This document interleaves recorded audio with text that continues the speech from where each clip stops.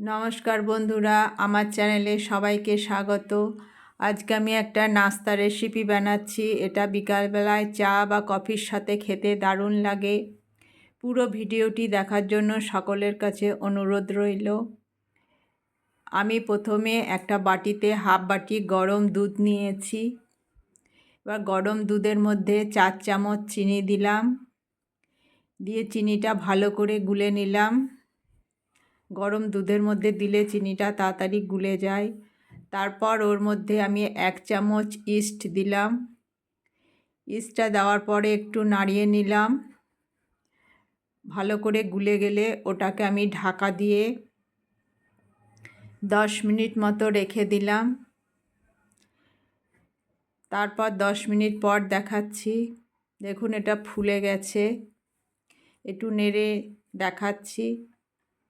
East ফুলে গেল মানেই বোঝা যাবে ইস্টটা ভালো।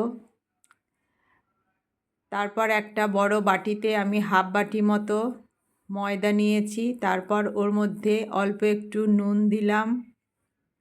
নুন দেওয়ার পর ভালো করে ময়দার সাথে নুনটাকে মিশিয়ে নিলাম। মেশানোর পর ওর মধ্যে যে দুধের মধ্যে ইস্টটা ভিজিয়ে রেখেছিলাম সেটা অল্প অল্প করে দিয়ে এবার একটা ডো বানাবো। অল্প অল্প করে দিতে হবে। তারপর একটা ডো বানিয়ে নিলাম। ডো বানানোর পর এবার এর মধ্যে আমি 2 চামচ রিফাইন তেল দিলাম। 2 চামচ রিফাইন তেলটাও ডোয়ের সাথে ভালো করে মাখিয়ে নিলাম। ভালো করে মাখানোর পর এটাকে আমি আবার ঢাকা দিয়ে আধ ঘন্টা মতো রাখতে হবে, তাহলে এটা ফুলে যাবে। দেখুন আধ ঘন্টা পর দেখাচ্ছি, পুরো ফুলে গেছে। এবার ওই ডোটা থেকে আমি ছোট ছোট লেচি কেটে নিলাম। এবার লেচিগুলোকে হাতের মধ্যে নিয়ে মাঝখানটা একটু হোল করে দেব। তারপর এগুলোকে এইভাবে আমি সমস্তগুলো বানিয়ে নিলাম। তারপর এগুলোকে ভাজবো। কড়াইয়ে রিফাইন তেল গরম করে এবার যে বড়াগুলো বানালাম সেগুলো তেলের মধ্যে একটা একটা করে দিয়ে ভাজতে হবে। তেলটা এই সময় সিমে রাখতে হবে, নাহলে তো উপরে পুড়ে যাবে আর ভিতরে কাঁচা থাকবে। গ্যাসটা সিমে রেখে কন্টিনিউ উল্টে উল্টে এটাকে ভালো করে ভাজতে হবে।